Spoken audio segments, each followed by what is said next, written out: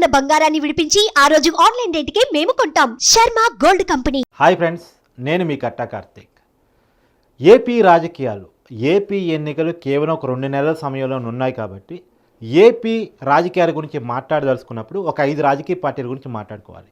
ఒక 5 రాజకీయ పార్టీల మధ్య సమరంగా ఏపీ ఎన్నికలు జరగబోతూ ఉన్నాయి. ఆ రాజకీయ పార్టీలు ఏంటంటే, ఒకటి వైఎస్ఆర్ కాంగ్రెస్ పార్టీ, ఇప్పుడు అధికారంలో ఉన్నటువంటి పార్టీ. 2 తెలుగుదేశం పార్టీ, ఇప్పుడు ప్రతిపక్షంలో ఉన్నటువంటి పార్టీ. 3 జనసేన పార్టీ, అది కూడా ఒక ప్రభావితం చూపించగల రాజకీయ పార్టీ. 4 భారతీయ జనతా పార్టీ, కేంద్రంలో అధికారంలో ఉన్నటువంటి పార్టీ. 5 కాంగ్రెస్ పార్టీ. ఈ 5 పార్టీలు ఏపీ ఎన్నికలను ప్రభావితం చేయగలటువంటి పార్టీలు. ఈ 5 పార్టీల మధ్య ఎక్కువగా పోటీ, మాటల యుద్ధం నడుస్తూ ఉంది. అయితే ఈ 5 రాజకీయ పార్టీలు ఒక 3 కుటుంబాల చేతుల్లో ఉన్నాయి ప్రజెంట్ ఏపీ రాజకీయాల్లో. ఒక 3 కుటుంబాల మధ్య ఫైట్గా చూడొచ్చు. ఈ 3 కుటుంబాలని బ్యాక్ పని చేస్తూ 3 కులాలు కూడా ఉన్నాయి. మొట్టమొదటి కుటుంబం ఎన్టీఆర్ గారి కుటుంబం. ఎన్టీ రామారావు గారు ఆయన కుటుంబానికి కాదు, తెలుగు జాతి ఆస్తి ఎన్టీ రామారావు గారు. రెండో కుటుంబం వైఎస్ఆర్ గారి కుటుంబం. జగన్మోహన్ రెడ్డి అనే నేను, రాజశేఖర రెడ్డి రక్తం నాలో ప్రవహిస్తుంది. మూడో కుటుంబం మెగాస్టార్ చిరంజీవి గారి కుటుంబం. నేను విత్డ్రా చేసుకుని సైలెంట్ అయిపోవటమే, తను ఎమర్జ్ అవుతాడు, ఫ్యూచర్లో బెస్ట్ నాయకుడు అవుతాడు, ఏలే అవకాశం ప్రజలు తనకి ఇస్తారేమో నేను భావిస్తాను. అలాంటి రోజు రావాలని కూడా కోరుకుంటున్నాను. ఒక్కొక్క కుటుంబం గురించి మాట్లాడుకుందాం. ఫస్ట్ ఎన్టీఆర్ గారి కుటుంబం గురించి మాట్లాడుకుందాం. ఎన్టీఆర్ గారి కుటుంబం గురించి మాట్లాడుకోదలుచుకున్నప్పుడు, ఎన్టీఆర్ గారు ఫస్ట్ తెలుగుదేశం పార్టీని స్థాపించింది ఆయనే. వాస్తవానికి ఈ తెలుగుదేశం శ్రామికుడి చెమటలో నుంచి, కార్మికుడి కరిగిన కండరాల్లో నుంచి, రైతు కూలీల రక్తంలో నుంచి ఆయన స్థాపించిన 9 నెలల్లోనే ఆ పార్టీని అధికారంలో తీసుకొచ్చారు. ఆ రోజుల్లో అది పెద్ద సంక్షేషణ. యాక్చువల్గా సంక్షేమానికి మూలకారకుడు ఎన్టీఆర్ అని చెప్తారు. తెలుగు జాతి రాజకీయాల్లో, అంటే వాస్తవానికి అప్పుడు ఉమ్మడి రాష్ట్రం, తెలుగు రాజకీయాల్లో ఎన్టీఆర్ పేరు అనేటువంటిది ఒక ముద్ర అని చెప్పాలి. ఒక రకంగా చెప్పాలంటే ఆ రోజు కాంగ్రెస్ వ్యతిరేక రాజకీయాలకు బీజం వేసినటువంటి వ్యక్తి ఎన్టీఆర్ గారు. తర్వాత ఆ పార్టీని ఇప్పుడు చంద్రబాబు నాయుడు గారు లీడ్ చేస్తూ ఉన్నారు. చంద్రబాబు నాయుడు గారు నందమూరి తారక రామారావు గారి అల్లుడు, ఎన్టీఆర్ గారి కుమార్తె అయినటువంటి భువనేశ్వరి గారి భర్త. ఆయన ఇప్పుడు పార్టీని నడుపుతూ ఉన్నారు. ఎన్టీఆర్ గారి పేరుతోనే ఇప్పటికీ ఆ పార్టీ నడుస్తుంది. ఆయన బ్రాండ్తోనే ఆ పార్టీ నడుస్తుంది.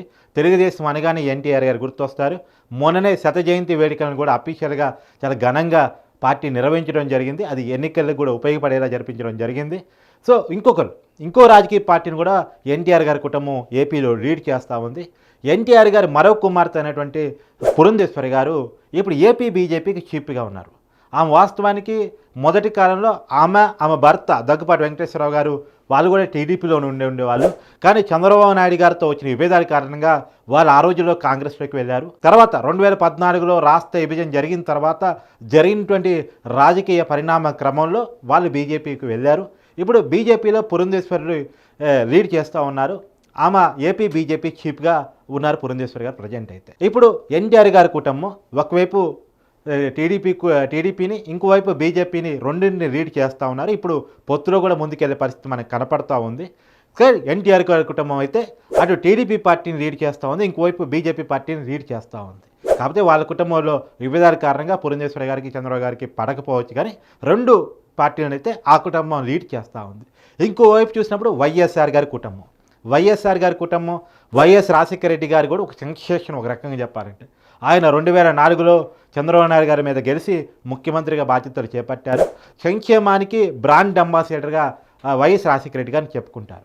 This is doctor YS Rajasekhara Reddy, chief minister of Andhra Pradesh. Aarogyasri లాంటి పథకాలను కానీ, 108 లాంటి వాటిని కానీ, ఆయన పేజ్ రీయింబర్స్మెంట్ కానీ, ఇలాంటి పథకాలు గుర్తొచ్చే పేరు వైఎస్ రాజశేఖర రెడ్డి గారు. అందుకనే ఆయన ముఖ్యమంత్రి పదవిలో ఉండి చనిపోగానే చాలా పెద్ద ఎత్తున సింపతి క్రియేట్ అయింది. Helicopter carrying YSR, the Chief Minister of Andhra Pradesh, crash. ఆ సింపతిలో నుంచే జగన్ గారు సొంత పార్టీ, అంటే ఆ రోజు కాంగ్రెస్ పార్టీ ఆయనకు సీఎం పదవి ఇవ్వడానికి నిరాకరించినటువంటి సమయంలో ఆయన కాంగ్రెస్ పార్టీతో విభేదించి 2011లో సొంత పార్టీని పెట్టుకున్నారు మార్చి 24వ తారీఖున. సో ఆ పార్టీ పెట్టుకున్న తర్వాత మొట్టమొదటి ఎన్నికని 2014లో ఫేస్ చేశారు. ఆ రోజు ఆయన అపోజిషన్లో కూర్చోవాల్సి వచ్చింది. తర్వాత 2019 ఎన్నికలకు వచ్చేసరికి అధికారాన్ని సంపాదించుకోగలిగారు.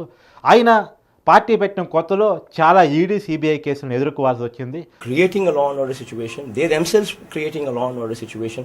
అయినా మొండి పట్టుదలగా పార్టీని ముందుకు తీసుకెళ్లారు. అయితే జైల్లో ఉన్నారో లేదా జనంలో ఉన్నారు.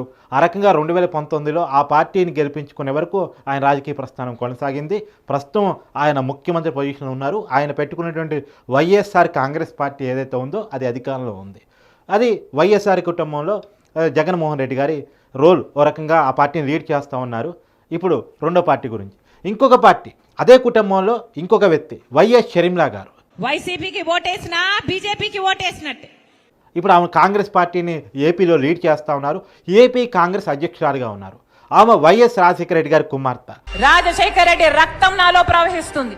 ఒకప్పుడు జగన్మోహన్ రెడ్డి గారు కాంగ్రెస్తో విభేదించి వైఎస్ఆర్ కాంగ్రెస్ పార్టీ పెట్టుకున్న కొత్తలో ఆమె షర్మిలా గారు పూర్తిగా జగన్ గారితోనే ఉన్నారు. జగనన్న వదిలిన బాణం అంటూ జగన్ గారు జైల్లో ఉన్నప్పుడు జగన్ గారి కోసం పాదయాత్ర చేసినటువంటి ఒక మహిళ. జగనన్న ఆశీస్సులతో ఈ ప్రస్థానాన్ని మొదలు పెడుతున్నాను. కాకపోతే తర్వాత కాలంలో జగన్మోహన్ రెడ్డి గారు సీఎం పదవి స్వీకరించిన తర్వాత, అంటే 2019లో వైఎస్ఆర్ కాంగ్రెస్ పార్టీ అధికారంలోకి వచ్చిన తర్వాత జగన్ గారు సీఎం అయిన తర్వాత జగన్ గారితో విభేదించి పొలిటికల్గా వాళ్ళ మధ్య ఆర్థిక రాజకీయ కారణాల ఫలితంగా తగాదాలు వచ్చాయని చెప్పి చాలామంది భావిస్తూ ఉంటారు. ఆ తగాదాల ఫలితంగా ఆయనతో విభేదించి తెలంగాణలో వైఎస్ఆర్టీపీ పేరుతో కొత్త పార్టీ పెట్టుకున్నారు. తర్వాత తెలంగాణలో తనకు రాజకీయ భవిష్యత్తు లేదనుకొని ఆ పార్టీని కాంగ్రెస్ విలీనం చేసుకొని తను ఏపీ కాంగ్రెస్లో బాధ్యతలు తీసుకున్నారు. ఏపీ కాంగ్రెస్ అధ్యక్షురాలుగా ఏపీ కాంగ్రెస్ని లీడ్ చేస్తున్నారు. అంటే వైఎస్ఆర్ గారి కుటుంబం నుంచి కూడా రెండు పార్టీలని లీడ్ చేయడం జరుగుతుంది.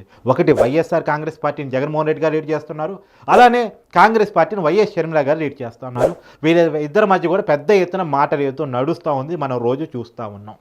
ఇంకొక పక్కన చిరంజీవి గారి కుటుంబం.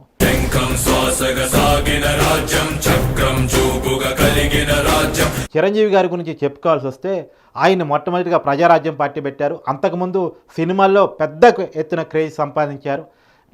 ఎన్టీ రామారావు గారు, అక్కినేని నాగేశ్వరరావు గారు తర్వాత తరంలో చిరంజీవి గారు చాలా పెద్ద ఎత్తున మెగాస్టార్ క్రేజ్ని ఆయన జనంలో సంపాదించుకోగలిగారు. ఆ క్రేజ్ను ఉపయోగించుకొని ఆయన రాజకీయాల్లోకి వచ్చేశారు. ప్రజారాజ్యం పార్టీని పెట్టారు. ప్రజారాజ్యం పెట్టిన కొత్తలో చాలా పెద్ద ఎత్తున ఊపు వచ్చింది. మొట్టమొదటి ఆయన ఫేస్ చేసినటువంటి ఎన్నికల్లో, అంటే 2009 ఎన్నికల్లో 18% ఓట్ బ్యాంకు ఆ పార్టీకి వచ్చింది. 18 సీట్లు కూడా వచ్చాయి. కానీ తర్వాత కాలంలో రాజకీయ పార్టీని నడపడం అంత ఈజీ కాదని చెప్పేసి ఆయన భావించడం జరిగింది. వాస్తవానికి ఆ రోజు చిరంజీవి గారితో పాటే పవన్ కళ్యాణ్ గారు కూడా రాజకీయ అరగ్రహణం చేశారు. ఆయన ప్రజారాజ్యంలో ఒక యువజన విభాగానికి, యువరాజ్యం అనేటువంటి పేరుతో యువజన విభాగానికి అధ్యక్షుడిగా కూడా పనిచేశారు. దోపిడీ చేసిన కాంగ్రెస్ వాళ్ళు ఏం చేయాలా? ఇది ఏం రాజ్యం? కాంగ్రెస్ రాజ్యం ఏ రాజ్యం?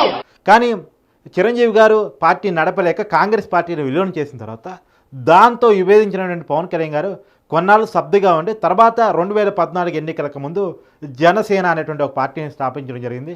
ఇల్లేమో దూరం, అసలే చీకటి, గాఢాంధకారం, దారంతా గతుకులు, చేతిలో దీపం లేదు, కానీ గుండెల నిండా ధైర్యం ఉంది. ప్రశ్నించడం కోసం నేను వచ్చానని చెప్పేసి ఆయన పార్టీని స్థాపించడం జరిగింది. సో మొట్టమొదటి ఎన్నికల్లో ఆయన ఎన్నికల్లో పోటీ చేయలేదు. ఆయన టీడీపీ బీజేపీ కూటమికి సపోర్ట్ చేశారు.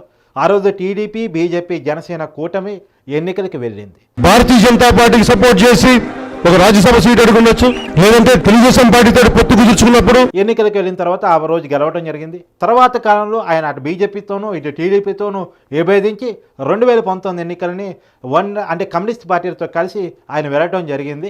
మారుతారేమో చూస్తే వీళ్ళకి మారే తత్వం లేదు, మారే బుద్ధి లేదు వీళ్ళకి.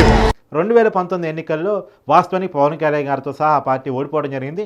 ఆ పార్టీ ఒకే ఒక్క స్థానాన్ని గెలవటం జరిగింది. 6% ఓటు బ్యాంకు తోటి ఒకే ఒక్క స్థానాన్ని గెలవటం జరిగింది. ఆ గెలిచినటువంటి ఎమ్మెల్యే ఎవరైతే ఉన్నారో రాపాక వరప్రసాద్ గారు, ఆయన కూడా వైసీపీ పార్టీ వైపు పోవటం జరిగింది. ప్రస్తుతం ఆ పార్టీకి శాసనసభ్యులు లేరు.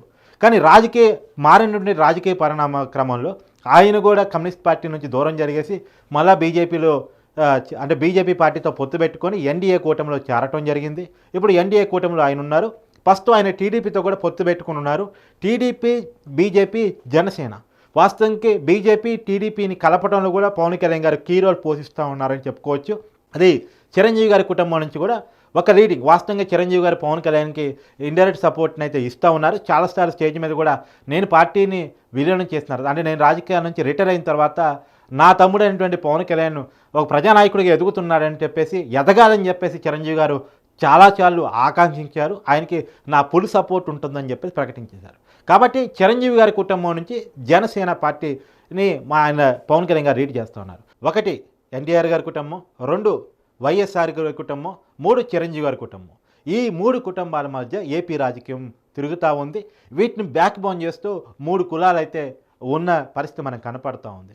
కానీ ఏది ఏమైనా ఇది ఫ్యామిలీ హై డ్రామా పాలిటిక్స్లో ఎవరి కుటుంబానికి అధికారం ఇస్తారు, ఎవరికి అధికారం ఇస్తారు అనేటువంటిది ఇంకా 2 నెలల్లో తేలాల్సినటువంటి అవసరం అయితే కనపడుతూ ఉంది. ఒకవైపు సీఎం పీఠం కోసం చంద్రబాబు గారు, జగన్ గారు మంచి టఫ్ ఫైట్ నడుస్తూ ఉంది. రెండోది పవన్ కళ్యాణ్ గారు చంద్రబాబు గారు కలిసి ట్రావెల్ చేస్తూ ఉన్నారు. పవన్ కళ్యాణ్ని ఓన్ చేసుకుంటే అంటే ఆ పార్టీ నాయకులు కానీ, కొంతమంది ఆయన సపోర్టర్స్ కానీ, వెల్విషర్స్ కానీ పవన్ కళ్యాణ్ గారికి కూడా సీఎం షేరింగ్ కావాలని చెప్పేసి డిమాండ్లు అయితే పెద్ద ఎత్తున లేవనెత్తుతూ ఉన్నారు. మరి పవర్ షేరింగ్ జరుగుతుందా టీడీపీతో కలిసినప్పుడు?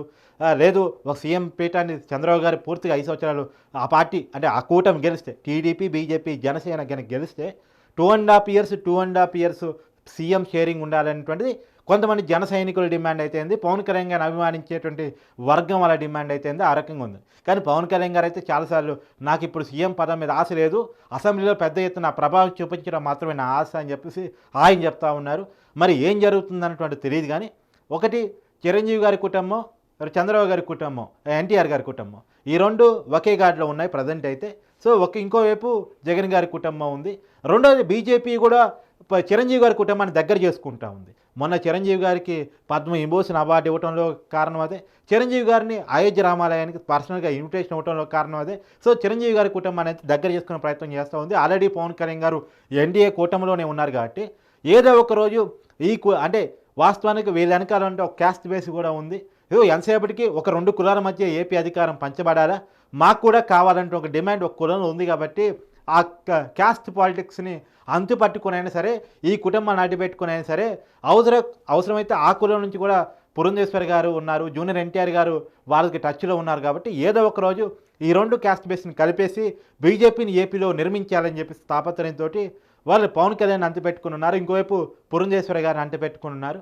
సో చిరంజీవి గారి కుటుంబాన్ని, ఎన్టీఆర్ గారి కుటుంబాన్ని ఓన్ చేసుకోవడం కోసం ఇంకోవైపు బీజేపీ ప్రయత్నం చేస్తూ ఉంది. వైఎస్ఆర్ గారి కుటుంబం లెగసీని కంటిన్యూ చేయాలని కాంగ్రెస్ అనుకుంటుంది. జగన్ ఓట్ బ్యాంకు కాంగ్రెస్దే కాబట్టి అక్కడి నుంచి షర్మిలా గారి ద్వారా కాంగ్రెస్ ఓట్ బ్యాంక్ని మళ్ళీ వెనక్కి తీసుకోవాలని చెప్పి కాంగ్రెస్ పార్టీ ప్రయత్నం చేస్తుంది. ఏ పార్టీకి ఆ పార్టీ పొత్తులో ఉన్నా పొత్తులో లేకపోయినా ఎవరి ప్రయత్నాలు, సొంత ప్రయత్నాలు మాత్రం వాళ్ళు చేసుకుంటూ ఉన్నారు. మరి ఏపీ రాజకీయాలు ఏం జరగబోతుంది, ఓటర్ల తీర్పు ఏ రకంగా ఉండబోతుంది, ప్రజలు ఎవరికి అధికారం ఇవ్వబోతున్నారు, ఏ రాజకీయ పార్టీ ఎత్తుగడని ప్రజలు ఏ విధంగా తీసుకోబోతున్నారు అనేటువంటిది ఇంకా 2 నెలల్లో తేలబోతుంది.